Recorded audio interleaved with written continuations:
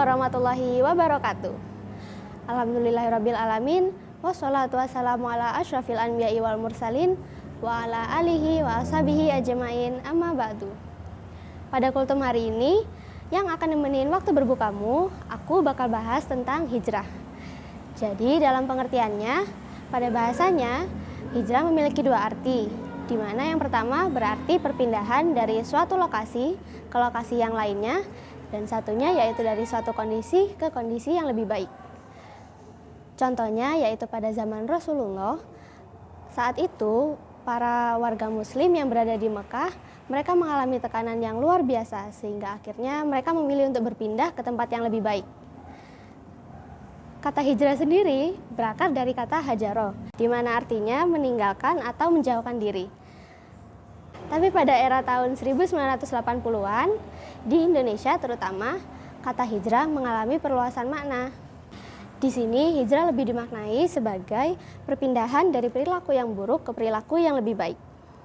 Nah teman-teman, dari penjelasan tadi, kalian pernah nggak sih nemuin teman kamu atau bahkan kamu sendiri yang katanya udah hijrah, tapi kayak masih melirik ke masa lalu kamu?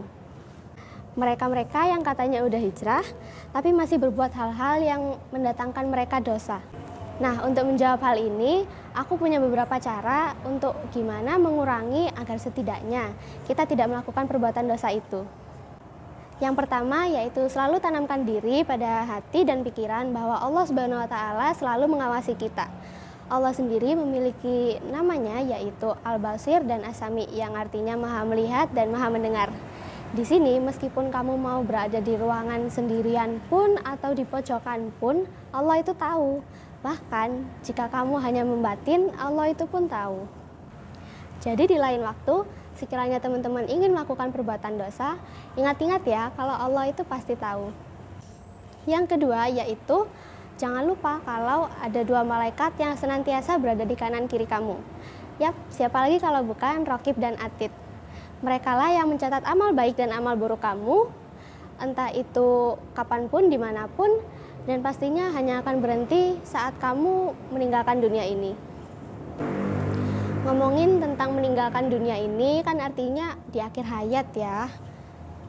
Cara yang ketiga ini yaitu selalu ingatkan pada diri kita bahwa kematian itu tidak ada yang tahu kapan, di mana akan terjadi pada kita. Jadi selama kita masih diberi kesempatan untuk bertaubat dan untuk mengurangi dosa-dosa kita, kenapa tidak?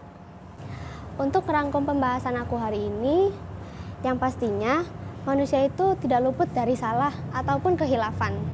Kalau kamu atau mungkin teman kamu sendiri menemukan bahwa kita atau orang lainnya itu melakukan suatu kesalahan atau kehilafan, lebih baik diomongkan kepadanya dengan bahasa yang baik pula, bukan dengan diajak ataupun diolok-olok.